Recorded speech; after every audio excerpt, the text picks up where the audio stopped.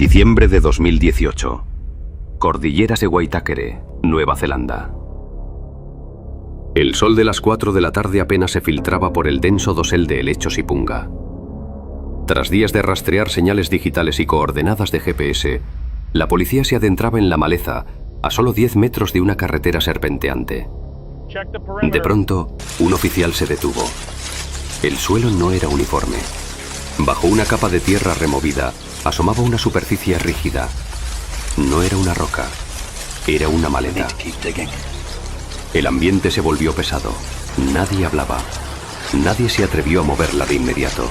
Sabían que, al abrirla, el destino de una búsqueda internacional se sellaría para siempre. Lo que yacía en esa fosa de apenas unos centímetros de profundidad no solo confirmaba una tragedia. Estaba a punto de desatar un debate legal que cambiaría las leyes de una nación. En ese silencio sepulcral, una sola certeza flotaba en el ambiente. Esa joven estaba a miles de kilómetros de su hogar, y la persona que la dejó allí creía que el bosque guardaría su secreto para siempre.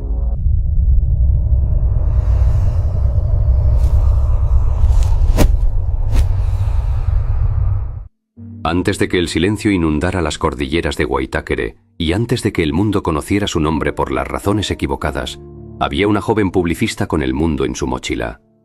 Tenía 22 años. Se acababa de graduar en Publicidad y Marketing en la Universidad de Lincoln. Y tras ahorrar trabajando en la empresa de su padre, decidió emprender su primer gran viaje en solitario.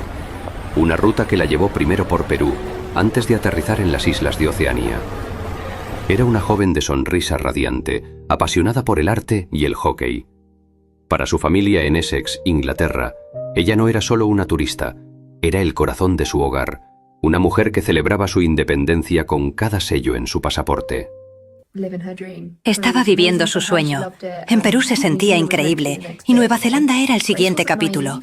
Grace no era ingenua, era simplemente una mujer libre disfrutando de su derecho a explorar. El 30 de noviembre de 2018 llegó a un hostal en el centro de Auckland.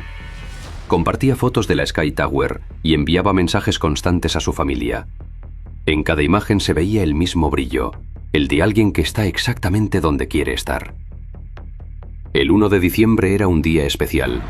Al día siguiente, cumpliría 22 años. Esa tarde, las cámaras de seguridad la captaron caminando por el centro, visitando tiendas y subiendo al tren. Lució un vestido negro y zapatillas blancas. Nada en su lenguaje corporal indicaba miedo. A través de una aplicación de citas, aceptó encontrarse con un hombre de 26 años. Lo que para ella era una cita casual para celebrar su cumpleaños, para él era el inicio de un guión oscuro. La vimos en las grabaciones del casino Sky City. Se veían relajados, bebiendo cócteles. No hubo forcejeos, no hubo señales de alarma. Ella confiaba en que estaba en una de las ciudades más seguras del mundo. A las 9:40 de la noche, las cámaras del Hotel City Life captaron la última imagen. Ella entrando al ascensor junto a él. Ella sonreía. Las puertas se cerraron y el marcador del piso subió hacia el nivel 3. Esa fue la última vez que el mundo vio su luz. A la mañana siguiente, el 2 de diciembre, los mensajes de feliz cumpleaños de su padre y hermanos empezaron a llegar a su teléfono. Pero por primera vez en 22 años, Grace no respondió. El silencio no era solo la ausencia de palabras, era el inicio de una pesadilla que atravesaría océanos. El 2 de diciembre de 2018, el mundo de la familia Millane se detuvo. Los mensajes de cumpleaños enviados desde Essex quedaron marcados con un solo check. El silencio de Grace no era solo inusual, era una señal de alarma que recorrió 18.000 kilómetros. 3 días después, el 5 de diciembre, la policía de Nueva Zelanda recibió la denuncia oficial.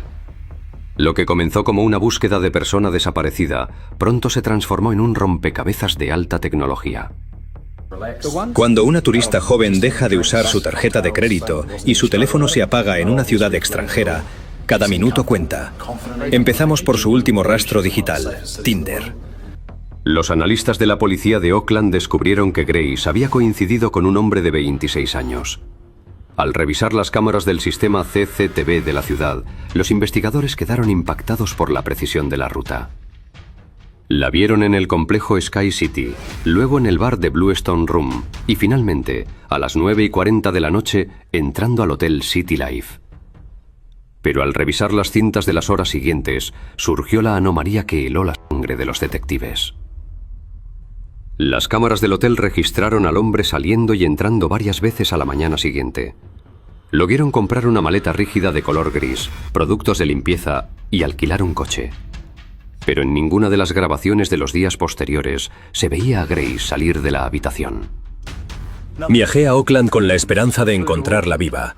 Salí ante las cámaras de televisión a suplicar por información. En ese momento, no sabía que la policía ya estaba mirando un vídeo donde se veía a un hombre transportando una maleta pesada en un carrito de equipaje. La investigación dio un giro oscuro cuando los peritos forenses entraron en la habitación del hotel. A pesar de haber sido limpiada meticulosamente, el uso de luminol reveló grandes manchas de sangre bajo la alfombra y en la base de la cama. Incluso llegó a encontrarse con otra mujer esa misma tarde. Según los registros, se sentó a tomar una cerveza con ella y mantuvo una conversación totalmente normal, mientras el cuerpo de la joven aún estaba en su habitación. Esa falta de remordimiento nos dio la primera señal clara de que no estábamos ante un accidente, sino ante un individuo de una frialdad absoluta. La pista definitiva no vino de un testigo, sino de la señal de GPS del coche alquilado por el sospechoso. El vehículo se había detenido durante un tiempo inusual en una carretera serpenteante, lejos de las luces de neón de Oakland, hacia un lugar más apartado, más silencioso, hacia las sombras de las Waitakere Range. Allí, entre la vegetación densa y la tierra húmeda, la tecnología y el instinto policial estaban a punto de converger en un hallazgo que destrozaría el corazón de dos naciones. La presión era asfixiante. Mientras el padre de la joven suplicaba por ayuda ante las cámaras de televisión, la policía de Oakland ya tenía la mira puesta en un hombre de 26 años. No esperaron a encontrarla para actuar. Las pruebas en el Hotel City Life eran demasiado oscuras para ignorarlas.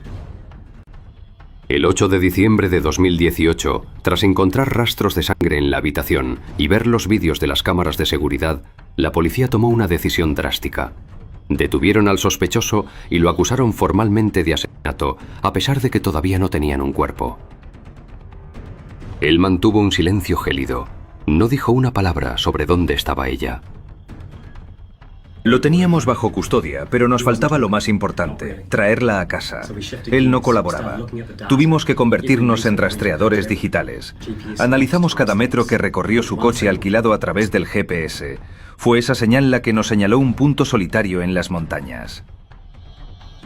Con el sospechoso ya en una celda, la búsqueda se trasladó a las Waitakere Ranges.